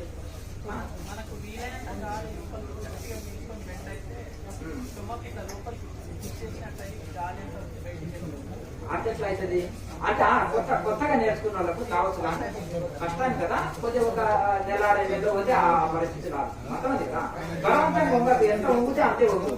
బలవంతంగా వంగకు చూస్తున్న గాలి వెళ్ళిపోవచ్చు, కానీ అట్లా కాకుండా వీళ్ళంతా మెల్లగా మెల్లగా ఎంత వీలైతే అంత కుంభకాన్ని మెల్లగా పెంచుకో. మొదలు 5 నిమిషాలు పెట్టుకో, 5 నిమిషాలు కాదు 5 సెకండ్లు కంటు, తర్వాత 10 సెకండ్లు, తర్వాత 20 సెకండ్లు, 5 రాత్రి జపం చేసినంత వరకు కుంభకం చేయగలుగుతారు. ఇంకా ఎక్కువ చేస్తుంది. ఇప్పుడు కొత్తగా ఇది చేస్తున్నా ఈ సాధన, కొద్దిగా సాధన అంటే ఇప్పుడు భోజనం తప్ప ప్రయాణం చేసేటప్పుడు ఎప్పటికి వచ్చా? ఎప్పుడు 24 గంటలు వస్తాయి, ఇబ్బంది లేదు. నిద్రలో కూడా సాధనలోనే కాకుండా ఇతర సమయంలో కూడా ఉంటే సంబంధిత పరిస్థితి ఉంటుంది, మనసు ప్రసన్నంగా ఉంటుంది. కేచర్లో ఉంటే కానీ ఒక తర్వాత ఉండదు. సాధన చేయండి, సెట్ అవుతుంది.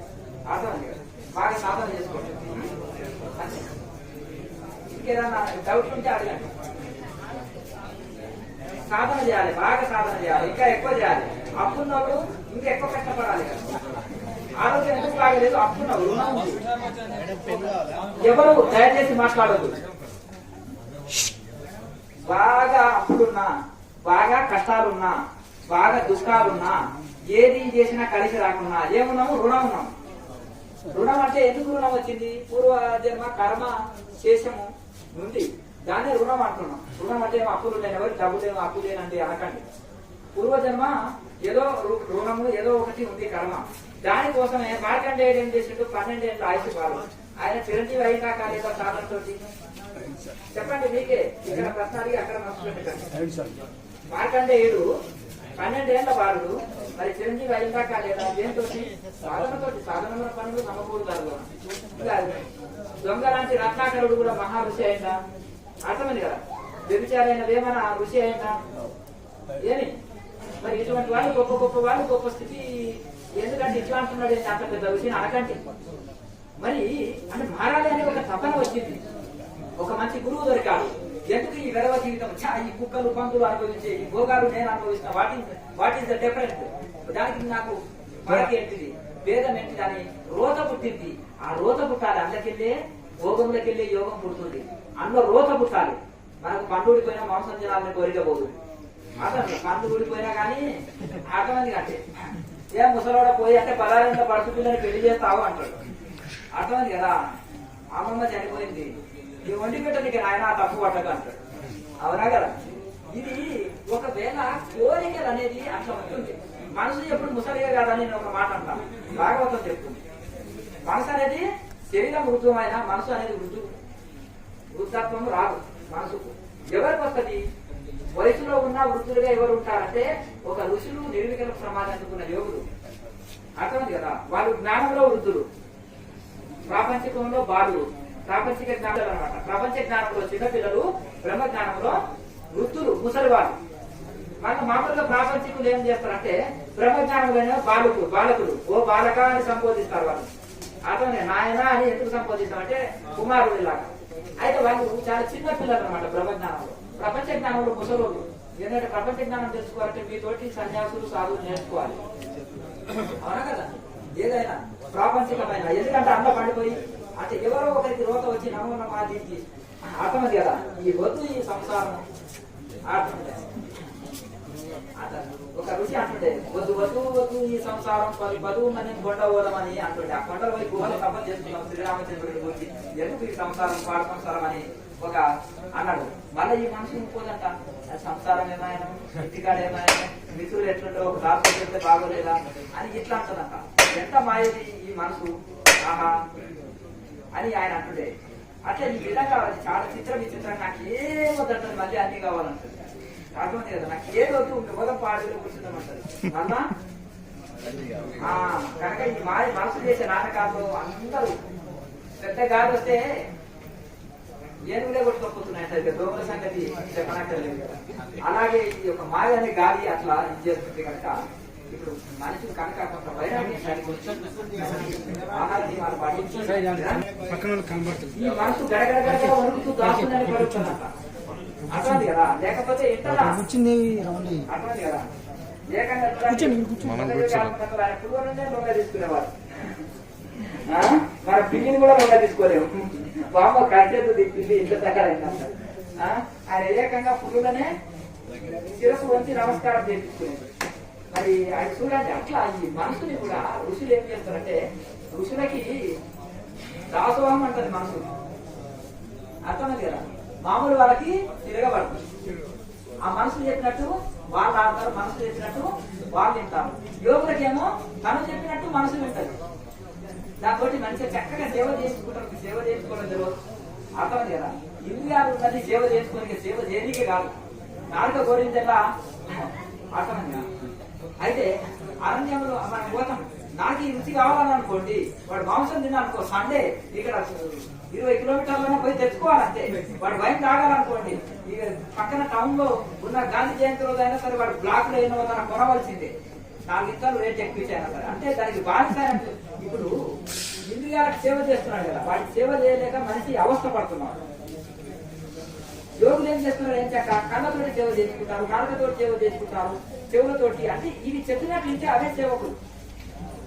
10 మంది సేవ, నీకు ఎవరు సేవకులు లేదు అంటే నాకెవరు తక్కువ 10 మంది సేవకులు ఉన్నారంటే అంటే 5 కర్మేంద్రియాలు 5 జ్ఞానేంద్రియాలు ఇవి సేవకులు కదా. చెప్పినట్టు ఇస్తున్నాయి, హాయిగా సేవ చేస్తున్నాయి. నేను సుఖంగా కారణం అదే అంటాను. సేవ చేయలేకపోతున్నాయి, సంసారానికి అవస్థ పడుతున్నాడు. ఒక ఆయన అంటున్నాడు, సేవ చేస్తున్నావు ఆయన సేవ, నీ ఇంద్రియాలకు నువ్వు సేవ చేయలేక 10 మందికి సేవకులు. అసలు ఈ 10 మందికి సేవ చేయలేకుండా నువ్వు అవస్థ పడుతున్నావు. 5 కర్మేంద్రియాలకు 5 జ్ఞానేంద్రియాలకు కళ్ళు చెప్పినట్టు నువ్వు, కాళ్ళు చెప్పినట్టు నువ్వు, చెవులు చెప్పినట్టు నువ్వు, నాలుగు చెప్పినట్టు నువ్వు, మనసు చెప్పినట్టు నువ్వు. కాబట్టి ఇవన్నీ ఇంతమందికి నువ్వు సేవ చేయవచ్చు. వాటి సేవ చేయలేక మనిషి అలసిపోతున్నాడు. అది చెప్పినట్టు హాయిగా రుచి అయిపోతాడు రమణ మహర్షిలా. కనుక అవి చెప్పినట్టు విన్నట్టు కోసమే ఇవన్నీ సాధనలు. మరి ఈ లోపల పట్టుకొని సమాధి ఉంచవచ్చా, శివాసనలు కూడా ధ్యానం చేసుకోవచ్చా, ఇట్లా కూడా అడిగేటోళ్ళు ఉన్నారు. ఏమయ్యా శ్వాసను అబ్జర్వ్ సమాధి కలగదా, ఇంకొక ఆయన జపమాల తిప్పితే సమాధి కలగదా, అర్థమైంది కదా. ఒక ఆయన స్వింగ్ మెడిటేషన్, వాకింగ్ మెడిటేషన్ అంటాడు, ఇంకా ఈటింగ్ మెడిటేషన్ కూడా ఏది కనిపిస్తే అది తినేస్తే అది కూడా మెడిటేషన్ స్వామి అంటాడు. ఒక ఆయన నేను యాత్రలు చేస్తుంటే 6 సంవత్సరాలు యాత్ర చేసిన, 6 సంవత్సరాలు తపస్సు చేసిన. అంటే ఏం చేసినవా అంటే అన్ని యాత్రలు తిరిగినానండి. ఎన్ని గంటలు అంటే రోజుకి 7-8 గంటలు నడిచేవాడిని. ఆ 7-8 సీయింగ్ మెడిటేషన్ అని అంటుండే. అర్థమైంది కదా. అట్లా ఆయన ఒకే నేను నిరాహార యోగినండి అంటే ఏంటి నిరాహార యోగి అంటే ఒకటే పూట తింటా అంటే ఇదే తక్కువనే అంటే కేజీ రైసే అంటాడు. అర్థమైంది కదండి. చెప్పండి. ఒక పూట తినే వాళ్ళు నిరాహార యోగి అంటారు కదా స్వామి. అంటే ఒకే పూట తింటున్నాను చాలా కంటే ఎంత నానే కేజీ స్వామి, కేజీ బియ్యం ఎక్కువ ఏం లేదు అన్నాడు.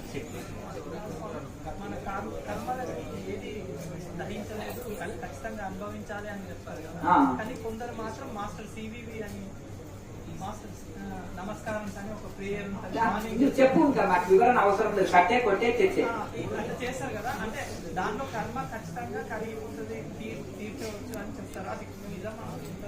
అయితే ఒక ఆయన ఉంటున్నారు, కర్మను అనుభవించాలి అని ఒక గురువు చెప్తున్నాడు, కర్మను తిరిగిపోతాయని ఒక గురువు చెప్తాడు. ఇంకా కర్మ అనుభవించే బలం ఇంకెందుకు, ఈ సాధన లేదు కదా అని ఇంకొక ఆయన అంటాడు. కర్మ ప్రభావం తగ్గుతుంది, సాధన చేస్తే కర్మ ప్రభావం తగ్గుతుంది, కర్మను అనుభవించే కెపాసిటీ పెరుగుతుంది మానసికంగా, శారీరకంగా, ఇంద్రియాలకు. చిన్నపిల్లవాడు ఉన్నాడు, బెంచి మోయలేడు, దృఢమైన శరీరం యువకుడు అయ్యాడు, బెంచిని ఒక చేతితోటి పట్టుకొని వెళ్తున్నాడు. అలాగే మానసిక బలం, ఆత్మబలం పెరిగి ఆ కర్మని తట్టుకునేసేది ఆడిపోతుండే ఒడ్డున పడిన కాపలాక. అటువంటి వాడు ఎలా తట్టుకోగలుగుతున్నారంటే ఆ కెపాసిటీ వస్తుంది, భగవంతుడు ఆ శక్తిని ఇస్తాడు, దాని కర్మ ప్రభావం తగ్గుతుంది. ఇంకా వచ్చే దాని ప్రభావం కూడా తగ్గుతుంది. పశ్చాత్తాపంతో, ప్రార్థనతోటి భగవంతుడు కూడా ఎన్నిసార్లు క్షమిస్తారు చెప్పు. బుద్ధ దొక్కుతున్నాం, కాళ్ళు కడుగుతున్నాం, బుద్ధ దొక్కుతున్నాం, కాళ్ళు కడుగుతున్నాం. ప్రార్థన చేస్తే పవర్ ఉంటుంది, దానికి మినహాయింపు ఉంటుంది. ఇప్పుడు ప్రతిసారి దొంగతనం చేసి జైలుకి వస్తారు, 20 ఏళ్ళు వేసి అంటే ఏం సార్ ప్రతిసారి దయదలుస్తుంది, ఇప్పుడు కూడా దొంగతనం అంటే మూర్ఖుడా ఎన్నిసార్లు చెప్తాం నీకు. మొదటిసారి అంటే ఏదో తప్పైంది పాపం అని, ఎందుకు జీవితం నష్టమైంది, చదువుకో అని వదిలేస్తుంది అంతేనా కదా. ఇది కూడా మినహాయింపు కూడా లభిస్తుంది కొంత మంచి రుచి. అంటే గాంధీ జయంతి రోజు కొంతమంది ఖైదీలను కూడా రిలీజ్ చేసుకుంటారు, ఎందుకు దీనిలో మార్పు వచ్చింది, బాగుపడతారని. భగవంతుడు కూడా కొన్ని మినహాయింపు తీసుకుంటారు. కనుక దాన్ని ఒకటి ఎందుకంటే ఋషులకి కర్మ ప్రభావం పెద్దగా ఉండదండి. ఇతరులు చూస్తేనే కర్మ అనుభవించేటట్టు ఉంటది, కానీ వాళ్ళ స్థితిలో, వాళ్ళ ఆత్మస్థితిలో ఉంటారు. దేహ స్థితిలో ఉంటే నా కర్మ, నా గ్రహచారం అని రోజు తీసుకుంటారు. వాళ్ళ ఆత్మస్థాయిలో ఉంటారు. కాబట్టి ఈ యొక్క మద్యం చేసిన వాడికి ఆపరేషన్ చేస్తే బాధ తెలియదు కదా, అలా ఉంటుంది.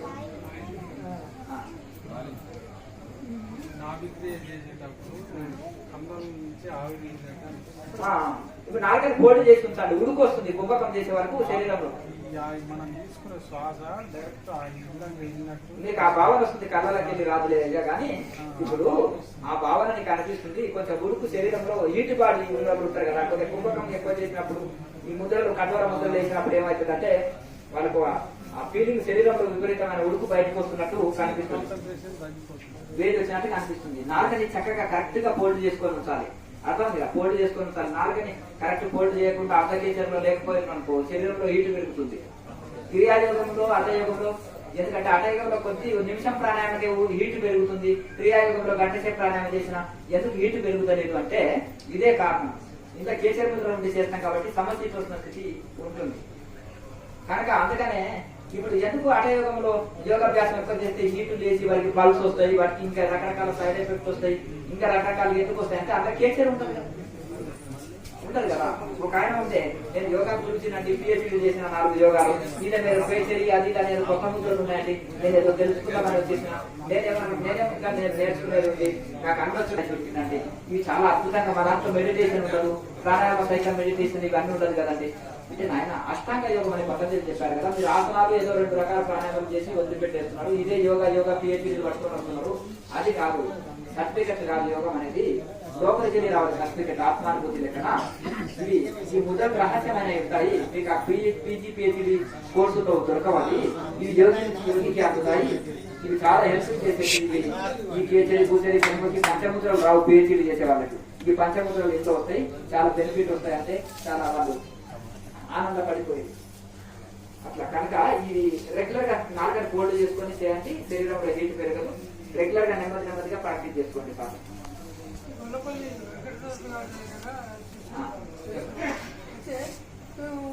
ఇప్పటికీ ఒక 20 సంవత్సరాలకు దాదాపు 20 సంవత్సరాలు అవుతుంది, మనసు నిలపట్లేదు.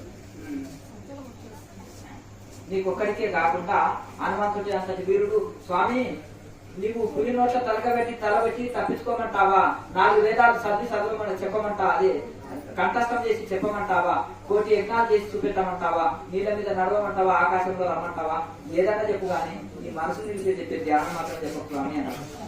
అంటే మరి హనుమంతుని లంకను చూసిరా అంటే కాల్చి వచ్చిండు, కొండను చేయమంటే చెట్టు చేయమంటే గట్టు తీసుకొచ్చాడు. మరి ఇది ఘనకార్యాలు చేసిన హనుమంతుడే ఈ మాట పలికాడు, అర్థమైంది కదా. కనుక ఆ విధంగా మరి అర్జునుడు అంతటి వీరుడు 3 లోకాల్లో ఎవరైనా ఎక్కడన్నా దావుకుంటే ఇక్కడనే సంకల్పించి బాణం కొడతాను వాడు వస్తాడు. కానీ మనసు చంచలం మన కృష్ణ, అయ్యా నాది చంచలంతో నువ్వు గొప్ప యోగం చెప్తున్నావు, నేను నిలుపుతలేను అంటే గొప్ప వాక్యాలు చెప్పే కృష్ణుడు మళ్ళీ తగ్గి మళ్ళా నార్మల్ వాక్యాలు చెప్పాడు, ఆయన స్థాయికి తగినట్టు చెప్పాడు. అది క్రమాన అభ్యాసం. ఇంకొకటి చెప్పమంటారా, డాక్టర్ నాడు చూడగానే ముఖం చూస్తేనే రోగం తెలిసిపోతుంది డాక్టర్కి. ఆ ముఖ కవలికని బట్టి ఎట్లా ఉంటుంది, పచ్చగానే కళ్ళు చూసే వరకు పచ్చ కామెరలే అంటారు, తెల్లగా కళ్ళు ఉంటే ఆకలి లేదు ఇది లేదు అని కొన్ని లక్షణాలు చెప్పే వరకు నీకు తెల్ల కామెరలే అంటే ఎట్లా చెప్పిండ్రు అంటే తెల్లగానే ఉన్నాయి కదా కళ్ళు అంటే తెల్ల కామెరలు వచ్చినాయి. పచ్చ కామెరలు తెల్ల కామెరలు ఒకేలాగా ఉంటుంది, కళ్ళు పచ్చ ఉంటే పచ్చ కామెరలు, కళ్ళు తెల్ల ఉంటే తెల్ల కామెరలు, ఇంతే తేడా ఉంటది. రోగ లక్షణాలు అన్ని ఒకలాగే ఉంటాయి. అలాగే వైరాగ్యం ఎట్లయితే కరువు ఉంటుందో మనిషికి వైరాగ్యం తక్కువ ఉంటే మనసు నిలవదు. దాన్ని బట్టి మీరు చెప్పిన స్థితిని బట్టి మీకు వైరాగ్యం లేదని నేను నిర్ణయం చేసి చెప్పగలుగుతున్నాను. మీకు వైరాగ్యం ఉందనుకోండి, మనవాళ్ళు గుర్తు రాని మనవాడు భార్య గుర్తుకొచ్చింది అనుకోవాలి, భార్య మాయ, ఇల్లు గుర్తుకొచ్చింది అనుకో ఇల్లు మాయ అని మీ మనసు మీకు జవాబు చెప్పి చక్కగా కూర్చొని లేచిన తర్వాత మన కర్తవ్య కర్మల్ని చక్కగా చేస్తారు. మాయ అని అడిగిపోవు, మళ్ళీ వచ్చి ఏం చేస్తాము కర్తవ్య కర్మలు చక్కగా చేసినా ఇదంతా మాయ అనే స్థితిలో మీరు ఉండగలుగుతారు. దేని మీదకి మనసు పోదు. ఇది నిస్సారము, ఇది అశాశ్వతము. అశాశ్వతము దుఃఖాలయం, అశాశ్వతం శరీరానికి ఒక గోడు ఉంది. అశాశ్వతమైంది ఇది దుఃఖాలయం, దుఃఖాలకు నిలయం ఆలయం. అన్ని ఆలయాల లాగా దేవాలయం, విద్యాలయం, వైద్యాలయం లాగా దుఃఖాలయం ఈ శరీరం, దీనికి ఒక గోడు ఉంది. అది దుఃఖాలయము, అశాశ్వతము. మరి ఎందుకు దీన్ని పట్టుకుంటూ నేను శాశ్వతమైన ఆత్మ పరమాత్మ కోసం నేను ఎందుకు ప్రాకలాడవద్దు, అది అనంతమైన శాంతినిచ్చేది. మరి దాన్ని అది ఎందుకు నేను ఇది చేసుకుంటున్నాను? అందుకని ఏం చేయాలంటే వైరాగ్యం తక్కువ ఉంది, మరి పెంచుకోవచ్చు. ధనం లేదు, కోటీశ్వరుడు కావచ్చు, చదువు లేదు, విద్యావంతుడు కావచ్చు. విద్య లేని వాడు విద్యావంతుడు, ధనం లేని వాడు ధనవంతుడు, తపస్సు లేని వాడు తపోవంతుడు అవుతున్నారా లేదా? మనసు నిలపట్లేదు, మనసు నిలపనికనే చెప్తా. విచారణ చేయాలి, వేదాంత విచారణ, ప్రాణాయామ అభ్యాసం, ధ్యానాభ్యాసం నిరంతరం చేస్తే ఇది అవుతుంది. అతను మీ గురువు గారు ఎప్పుడు ఆయన చనిపోయే ముందు ఏదో ఉపదేశం ఇవ్వచ్చు. ఆయన చనిపోయే 25 ఏళ్ళ, 27 సంవత్సరాలు 30 ఏళ్ళకి దగ్గర వస్తుంది. ఒక మతం చెప్పిపోయాడు, ఆయన దగ్గర లేదు, నీకు శిక్షణ ఇవ్వలేదు. అంతేనా కదా? ఇంకా మనసు ఎట్లా ఉంటుంది? ఇంకా ట్రైనింగ్ లేదు కదా దానికి. ఇంకా ఎట్లా చేయాలి దాంట్లో వస్తుంటే ఏంటంటే ఇప్పుడు ఆయన కుమారుడు ఉన్నాడు, బీడీలు తాగి సాగు తాగట, ఆయన ఏం చెప్తాడు? ఏం చెప్తాడు నీకు? ఆయన ఒరే కోడికి పోయిరా, ఒరే కోడిని పోయిరా అంటాడు. కోడి కొని పోయి అంటాడు, ఇప్పుడు సార్ ప్యాకెట్ తీసుకురాపో నాయన అంటాడు. ఏం నేర్పుతాడు చెప్పండి? అనుకోదు కానీ ఇప్పుడు ఇట్లా ఈ పరిస్థితి అట్లా ఉంది కనుక ఇక్కడ వచ్చినావు, ఇక్కడ వచ్చి కదా ఇక్కడ నేర్చుకో. దీని ప్రకారం సాధనాయం అభ్యాసం ఉండాలి, ధ్యానాభ్యాసం ఉండాలి. మనసు బయటికి వెళ్ళిన విచారణ ద్వారా దాన్ని మళ్ళీ వశంలో తెచ్చుకోవాలి. రమణ మహర్షి నేను కన్నున, చెవున, ముక్కున ఎందుకు వచ్చింది, దానికి నాకు సంబంధం ఏంటిది, ఆలోచన ఎవరికి వచ్చింది, ఆ కోరిక ఎవరికి వచ్చింది, ఆ మనసు అనేది అసలు విచారణ చేస్తే మనసు అనేది లేవు. మనసును బుద్ధించాలి. మనసా ఎన్నో జన్మలు వేస్ట్ చేసినవి లేవు. అని చిన్నపిల్లలు విజయించాలి. ఇక తినకపోతే బట్టలు తీసుకుంటావా? చిన్నపిల్లవాడు తినకపోతే ఊకే విసిగించండి రోజంతా, ఇక ఒక కర్ర తీసుకుంటావా? అర్థమైంది కదా. అందుకనే దాన్ని సామధాన వేద దండోపాయాలు అని 4 రకాలు ఉంటాయి. ఈ అన్నట్టు మనసును బుద్ధగిస్తే తినకపోతే ప్రాణాయామాభ్యాసం ద్వారా విచారణ ద్వారా ఇక నీ అంతు చూస్తా అని వార్నింగ్ ఇస్తావు. అర్థమైంది కదా. వార్నింగ్ ఇయ్యడం కానీ కార్యం చేసి చూపిస్తావు. ఈయన డైలాగులు మస్తు కొడతాయి. ఇది 101 జన్మ నుంచి నా డైలాగులు కొడుతున్నాడు, నేను అంతు చూస్తాను మనసుని. అర్థమైంది కదా. ఇక యాక్షన్ ఫిల్మ్ దాకా డైరెక్ట్ అటాక్ కావాలి. అర్థమైంది కదా. యోగులు అట్లా ఎట్లా చేస్తారు చూడండి, మనసుని ఎట్లా వసూలు చేసుకుంటాడు. అర్థమైంది కదా. వాళ్ళు డైరెక్ట్ అటాక్ ఇంకా యాక్షన్ ఫిల్మ్ దాకా వాళ్ళు. ఒక యోగి నుండి అయ్యా ఇంటర్వ్యూ తీసుకుంటూ తమిళనాడు సాగు చిన్నప్పుడే వెళ్ళిపోయారు, తన హిమాలయంలో సన్యసించాడు. ఏమైనా ఇంటర్వ్యూ తీసుకుంటూ ఏదైనా సందేశం ఇవ్వండి స్వామి, సమాజానికి మీరు ఏమి ఇస్తారు సందేశం అంటే, ఆయనకు తమిళ్ వస్తుంది, హిందీ వస్తుంది, చక్కగా నేపాల్లో ఉన్నాడు, నేపాలీ భాష వస్తుంది, ఇంత ఎంచుమించు చక్కగా తెలుగు కూడా స్పష్టంగా మాట్లాడుతున్నాడు. మరి తెలుగు మాట్లాడినప్పుడు ఇయ్యండి ఎందుకు? మన తెలుగు వాళ్ళకు తెలుగు ఇంటర్వ్యూ బాగుంటది కదా. మరి తెలుగు మంచిగా మాట్లాడుతున్నాడు కదా, మీకు తెలుగు వచ్చా అన్నాడు. వస్తుంది అన్నాడు. అమ్మ మంచి ఇంత చక్కగా మాట్లాడుతుంది వస్తుంది అని కానివ్వండి అని తెలుగు చెప్పిన తర్వాత మీరు ఏదైనా ఒక మంచి సందేశం ఇవ్వండి అనే వరకు డైరెక్ట్ గా తలకిందులుగా ఉన్నాడు. ఇంకా లాక్ చేసి కూర్చున్నాడు. ఇట్లా కూర్చుంటే బ్రహ్మజ్ఞానం తొందరగా వస్తుంది స్వామి అంటున్నాడు. బాము మా వాళ్ళకు ఉపన్యాసాలు కావాలంటే మీరేమో ప్రాక్టికల్ చూపిస్తున్నారు, నాకు చేత కాదండి, నాకు మాట్లాడడం చేత కాదు, నాకు వచ్చేదల్లా చేయడమే చాలా. అర్థమైంది కదా. నాకు వచ్చేదల్లా చేయడమే తప్ప చెప్పడం చేత కాదు అన్నాడు. నేనేమో శాస్త్రాలు చదువుకునే చదువు రాని వాడిని, మా ఊరు వదిలినాడు చిన్నపిల్లవాడిని, 8వ ఏట వదిలినా, మళ్ళీ తిరిగి ఊరు గాలి కూడా నాకు శరీరానికి తాగుటకు నేను ఒప్పుకోను. అర్థమైంది కదా. మళ్ళీ నాకు ఏదన్నా మోహం నా అభిమానం ఏమన్నా వస్తుందేమో అని అటు సైడ్ మళ్ళీ తిరిగి చూడలేదు. మా ఊరు సైడ్ తల కూడా పెట్టి పండుకోనండి. పొరపాటు నా ఇటు సైడ్ ఊరు అనుకో, అటువైపు తల కూడా పెట్టి పండుకోను, ఇటువైపు పెట్టి పండుకుంటాను, ఆ వాసన ఏమైనా తగ్గుతుందేమో అని. మరి అంత వైరాగ్యం ఉంది కాబట్టి ఆయన ఏదో హిమాలయ గురువు తోటి నేర్చుకున్నాడు. చక్కగా హాయిగా కూర్చొని ఇంకా ఇట్లా చేసుకోవాలి తపస్సు అంటున్నాడు. అర్థమైంది కదా. మరి అదే నేర్చుకోవాలి. మరి వాళ్ళని ఉపన్యాసాలు చెప్పమంటే ఏముంటుంది? లేదు కదా. అందుకనే ఊరికి కంప్లీట్ శాస్త్రాల కొద్దిగా ఏదో పట్టుకొని నిరంతరం సాధన చేస్తే సాధన అనేది చాలా ముఖ్యం. కనుక నిజంగా కూడా హిమాలయాల ఋషులు ఏమో ఉపన్యాసాలు చెప్పారంటే చాలా మటుకు అవధూతలు అసలు ఉపన్యాసాలే చెప్పరు. ఒక ఆయన అవధూతని కలిగించినాను, పిచ్చివాడిని అనుకుంటే చక్రాల గురించి మొత్తం సాధన గురించి అనుభవాలు చెప్పేస్తే పక్కన ఆయన ఒక ఆయన వచ్చాడు కదా, కెమెరా పట్టుకుని ఆయన ఉంది. ఏం స్వామిజీ నిజంగానే నేర్పించాడు అనుకున్నాను, నువ్వు అంతా లాగితేవి కదా ఆయనది. ఆయన ఏమి అంటే నేనేం చదువుకోలే, అంతా నాకు దైవానుభూతి లెక్కనే తెలిసింది అంటున్నాడు. ఆయన ఏం చదువురాలు నిజంగా కూడా వేలుముద్రని అవధూత. 20 ఏళ్ళు ఆయన మాట్లాడక మళ్ళీ అన్ని చెప్పేస్తున్నాడు. ఎందుకంటే స్వయం అనుభవం. కఠోరంగా పుస్తకాలు చదివిందన్నా కానీ గుర్తుండకపోతూ, ఉపన్యాసాలు ఉన్నది గుర్తుండకపోతూ, కానీ సాధన ద్వారా రోజు అనుభూతి చెందేది కదంటే. అంతేనా కదా. ఇప్పుడు అది స్వయం అనుభవం కదా, అది స్వయం అనుభవం కాబట్టి మాటల్లో చెప్పేశాడు. ఎక్కడెక్కడ ఏమేమి కదలికలు, ఎక్కడెక్కడ ఏమి ఇది అనుభూతులు అనేది అది స్వయం అనుభవమే శాస్త్రం అయితే. అందుకని యోగుల పుస్తకాల నుంచే పుస్తకాలు వస్తాయి అనేది ఇదే అర్థం. అర్థమైంది కదా. వీళ్ళకైనా డౌట్లు, ఇన్ని శాస్త్రాలు చదువుకున్న వాళ్ళు కూడా డౌట్లు క్లియర్ కావు కనుక క్లియర్ కావు. ఇక 20 ఏళ్ళ విషయం చేసిండు శ్మశానంలో పిచ్చోడు లాగా కూర్చున్నాడు. ఈ పిచ్చోడు ఎవరో కూర్చొని నిద్రపోతాలే అనుకున్నారు అందరూ. అంటే వాళ్ళకి తెలియదు కదా. అంత కనుక ఒక తోవలో పడి ఉండే ఒక ఋషిని ఒకటి దొంగ అనుకోవచ్చు, ఒకడు తిండిపోతా అనుకోవచ్చు, ఒకరు నిద్రపోతా అనుకోవచ్చు, ఒకరు ఇంకా ఏదో రకరకాలుగా అనుకోవచ్చు. అర్థమైంది కదా. ఒకరు ఋషి అనుకోవచ్చు. ఆ ఋషిని గుర్తుపడతారు కనుక ఆ స్థితిని చూసి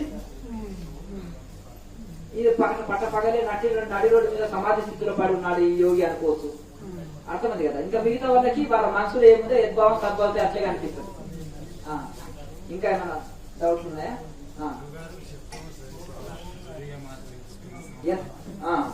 ఇంకా చేయి సాధన అనంతరం.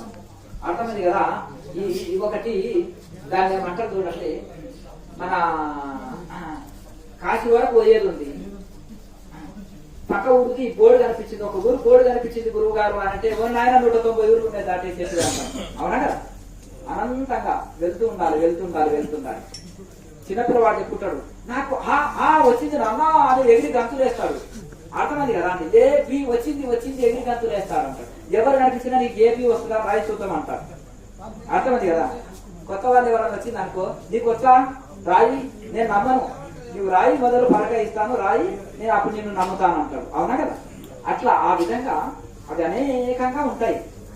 మనకి ఏది వస్తుందో అంతవరకే మనము మాట్లాడగలుగుతాం, అవతల మాట్లాడలేము కదా. కనుక అది అనంతం సాధన అనేది.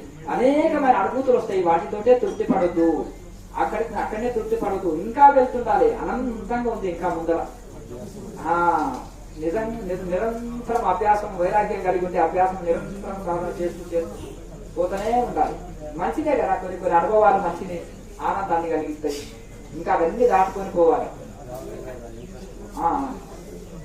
మరి ఇక అందరికి భోజనాలు ఉన్నాయి, భోజనం చేసి మంచిగా విశ్రాంతి తీసుకోండి. 4 గంటలకి బెల్లు కొట్టాలి, 4:30 క్లాసులు ఉంటాయి. అక్కడ నుంచి ఇక్కడ మా స్వాములు ఏం చేసిండ్రంటే బాగా కాళ్ళు మొక్కిచ్చి బాగా అభ్యాసం చేసిండ్రు. వాళ్ళు శరణాగతి రావాలి, అహంకారం నశించాలని. అర్థమైంది కదా. అదేమంది అది ఒక గజ్జి రాక చుట్టుకున్నది.